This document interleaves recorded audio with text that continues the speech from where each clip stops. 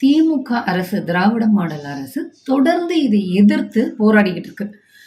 ஒன்றிய பிஜேபி அரசை இந்த கீழடி ஒட்டி அவங்க அறிக்கையை நிராகரிச்சது அப்படிங்கிறத எதிர்த்து திமுகங்கிற கட்சி, திமுக அரசு மட்டும்தான் எதிர்த்து பேசிக்கிட்டு இருக்கு.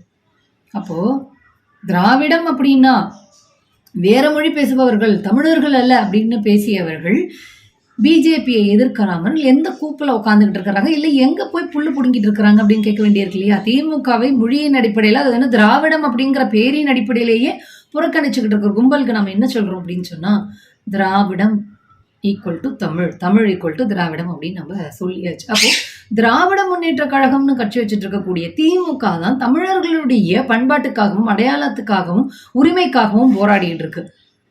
அதிமுக கட்சி பேர்ல திராவிடம் இருக்கு அப்படின்னா என்னன்னா அவருக்கு தெரியாதுன்னு வச்சுக்கோங்களேன். ஆக நான் இது எதுக்கு சொல்ல வரேன் அப்படின்னா, பேரை வைத்து திமுகவை புறக்கணித்துக் கொண்டிருக்கிறது. ஆனால் திமுக மட்டும்தான் தமிழ்நாட்டில் தமிழர்களுடைய உரிமைக்காகவும் தமிழ்நாட்டினுடைய உரிமைக்காகவும் வளர்ச்சிக்காகவும் போராடிட்டு இருக்கு.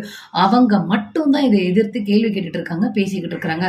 தமிழ்நாட்டுக்கு கொடுக்க வேண்டிய அந்த கல்வி உதவித்தொகை 2600 கோடியை கொடுக்கல அப்படிங்கும் பொழுது கூட திமுக தான் எதிர்த்து போராடியது. திமுக தான் கோர்ட்ல கேஸ் போட்டு இப்போ அதை வின் பண்ணியிருக்கு. ஜட்ஜஸ் நீதிமன்றம் என்ன தீர்ப்பு கொடுத்துருக்குன்னா, ஒன்றிய அரசு அந்த 2200 கோடியை தமிழ்நாட்டுக்கு கொடுக்கணும் அப்படின்னு உத்தரவு பிறப்பிச்சிருக்குது. அதனால தமிழர் அப்படிங்கிற பேரை வச்சுக்கிட்டு, தமிழ் அப்படிங்கிற பேரை வச்சுக்கிட்டு அரசியல் பண்ணா மட்டும் போதாது, உரிமைக்காக போராடணும்.